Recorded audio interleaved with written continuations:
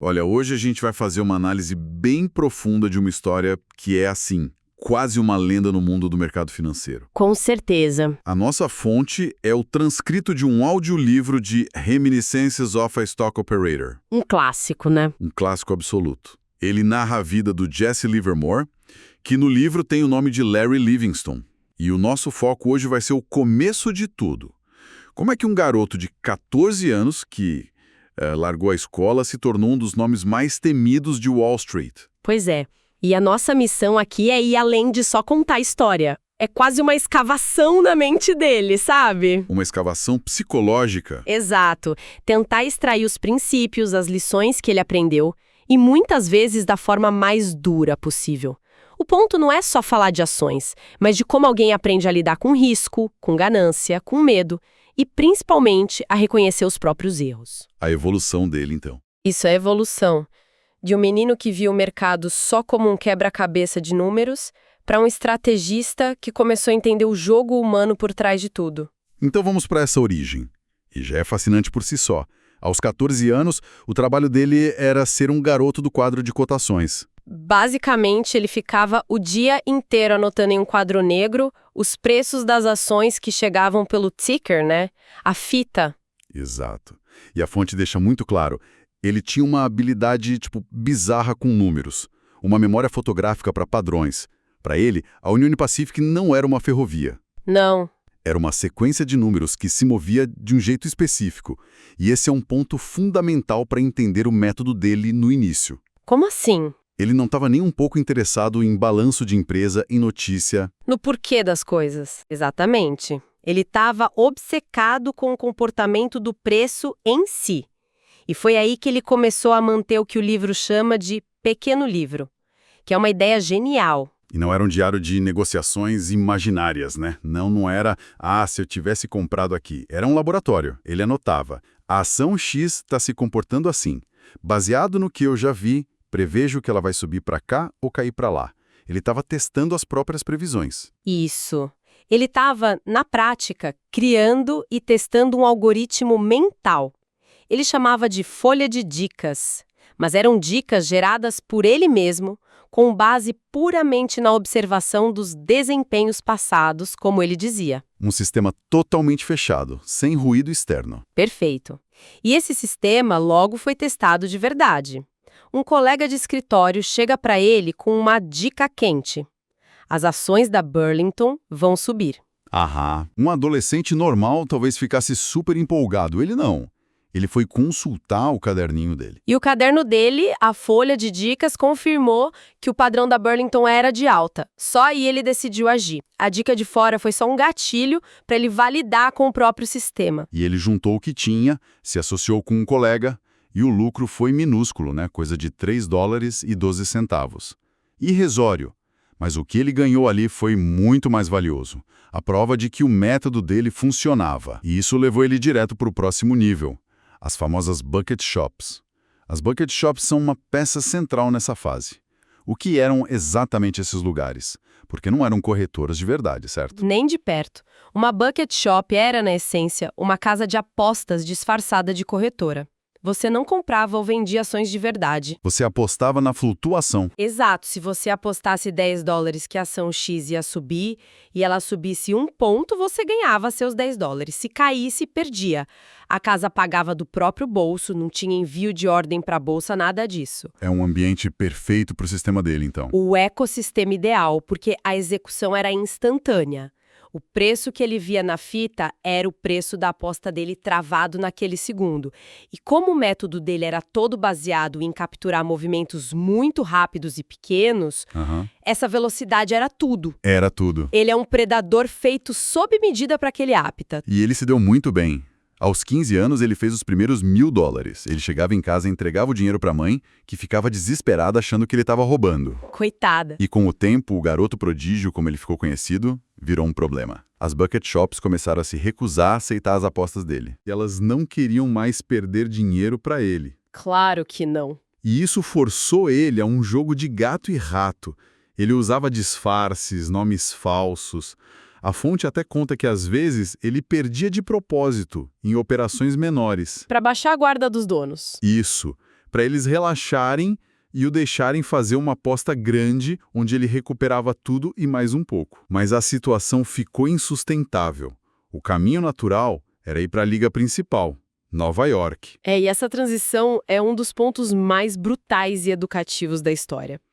Aos 21 anos, ele pega $2.500, que era uma fortuna na época, e vai para Nova York, achando que ia repetir o sucesso. Só que numa escala muito maior. Exato! Ele entra numa corretora legítima, membro da Bolsa de Valores, e em menos de 6 meses, ele está completamente quebrado. É um choque, né? Como um cara que acertava tanto pode falir tão rápido? E a resposta é uma lição fundamental sobre a diferença entre um ambiente simulado e o mercado real. A razão principal, como ele mesmo disse, é que a fita de cotações era história antiga. Peraí, mas a gente está falando de segundos de atraso. Isso era o suficiente para quebrar um cara tão bom? Parece um detalhe, mas foi tudo. Pensa comigo, nas bucket shops, o preço na fita era o preço da aposta. Em Wall Street, o preço na fita era o preço da última negociação que já tinha acontecido. Ah, entendi a diferença. Quando ele via a ação a 105 e dava a ordem de venda, essa ordem tinha que viajar até o pregão, ser executada. Nesse tempo todo, o preço real no pregão já podia ser 104, 103. Ele estava sempre um passo atrás. O sistema dele, que dependia de uma precisão cirúrgica, foi destruído por esse atraso. Bucket shops, as apostas dele não moviam um centavo no preço real da ação. Ele era um observador passivo. Isso. Em Wall Street, quando ele começou a operar com volumes maiores, a sua própria ordem de venda criava uma pressão que ajudava a derrubar o preço. Ele, sem querer, sabotava as próprias operações. Ele teve que desaprender tudo. Foi uma lição de $2.500 que ele teve que pegar emprestado para voltar para casa. Quebrou a cara. E depois de se reerguer algumas vezes, ele se depara com um novo problema, mais sutil. Ele percebe que mesmo quando está certo sobre a direção do mercado, um mercado de alta, por exemplo, ele não está ganhando o dinheiro que deveria. Ele faz lucros pequenos de 2 ou 3 pontos, vende e aí fica esperando uma quedinha para comprar de novo. E a queda não vem. E a ação sobe mais 10, 20 pontos sem ele. Uma frustração que, nossa, muita gente conhece. E nesse momento surge uma figura memorável no livro. O Old Partridge, o velho peru. Ele era o oposto dos traders frenéticos. Calmo, observador. E quando pediam a opinião dele, ele só dizia, sabe, este é o mercado de alta. E era só isso. Tem uma cena fantástica. Um trader mais novo corre até o Partridge e diz, Senhor Partridge, a Climax Motor subiu 7 pontos. Venda, realize o lucro. O senhor compra de volta mais barato depois. E a resposta do Partridge é uma das maiores lições do livro. Ele olha para o rapaz e diz, com toda a calma, meu caro, se eu vender essa ação agora, eu perco a minha posição. E onde eu estaria? Brilhante. A posição dele não era o emprego. Era a posição estratégica dele comprado na tendência de alta. Exatamente. Sair para garantir um lucro pequeno significaria abrir mão de um lucro muito, muito maior. E talvez ele nunca mais conseguisse voltar com um preço tão bom. O grande dinheiro não está nas pequenas flutuações, então. Não está. Está em identificar a grande tendência, the big swing, e ter a coragem de permanecer nela. Isso leva ele àquela citação famosa, nunca foi o meu raciocínio que me fez ganhar muito dinheiro. Foi sempre o fato de eu ficar sentado quieto. Entendi. Ficar sentado quieto. Mas isso parece perigoso, porque a linha entre ficar sentado numa posição vencedora e ser teimoso numa perdedora é muito, muito tênue. É uma observação crucial. E a chave que ele aprende depois é que ficar sentado não é teimosia cega. Funciona quando a sua premissa inicial de que é um mercado de alta, por exemplo, continua sendo validada pelos fatos. Entendi. A lição era sobre paciência e convicção, não teimosia. Isso! Foi a transição final da mentalidade de curto prazo das bucket shops para uma visão macro de especulador. E com essa nova mentalidade, ele começa a explorar um território ainda mais complexo, o jogo psicológico. A fonte descreve momentos em que ele age com base em pressentimentos. A história do terremoto de São Francisco é de arrepiar. Ele está de férias, o mercado subindo, tudo tranquilo, e do nada ele tem um impulso incontrolável de vender Union Pacific. Um amigo dele achou que ele tinha enlouquecido. Não tinha notícia, não tinha motivo lógico, a própria análise dele provavelmente não indicava aquilo, mas era uma convicção tão forte que ele vendeu a descoberto 5.000 ações. Ele não conseguia explicar, só sentia que precisava fazer. Pois é, dias depois vem a notícia do terremoto devastador de 1906. O mercado entra em pânico e Union Pacific, que era uma ferrovia forte na Califórnia, despenca. E com essa operação baseada em pura intuição, ele lucra $250 milhão. É inacreditável. A gente diria que foi sorte, né? E essa é a grande questão. Foi um pressentimento místico ou foi o subconsciente dele, treinado por anos a ler a fita, que captou dezenas de pequenos sinais de fraqueza que a mente consciente ignorou? É uma boa pergunta. Ele mesmo admitia que um especulador tem que lutar contra inimigos caros dentro de si mesmo. A intuição era uma dessas forças. E para provar como essa força podia ser traiçoeira, a fonte dá o contra-exemplo perfeito. Em outra ocasião, a análise dele, a fita, tudo, gritava que a Union Pacific era uma compra forte.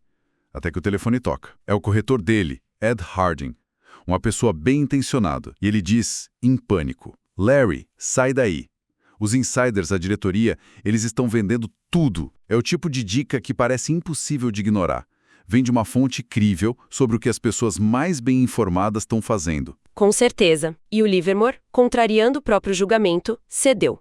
Ele não só vendeu o que tinha, como virou a mão e começou a apostar na queda. E aí? No dia seguinte, a Union Pacific choca o mercado ao anunciar um dividendo surpresa de 10%.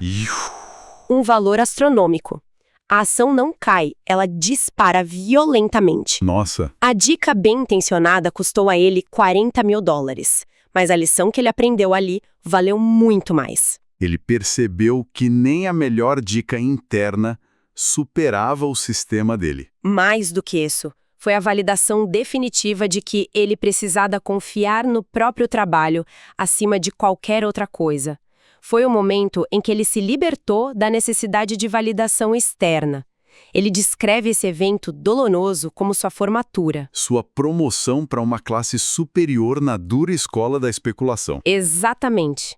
Ele finalmente aprendeu que, no jogo dele, a única opinião que importava era a sua. Então, se a gente for conectar os pontos, a jornada é uma evolução em etapas muito claras. Começa com o reconhecimento de padrões puros, quase mecânico. Isso, depois vem o choque de realidade de Wall Street, que o força a entender a mecânica do mercado.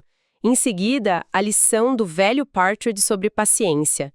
E, por fim, a batalha final, que é a mais difícil, o jogo psicológico. Exato. A jornada das bucket shops para Wall Street não foi só uma mudança de cidade. Foi uma mudança de paradigma.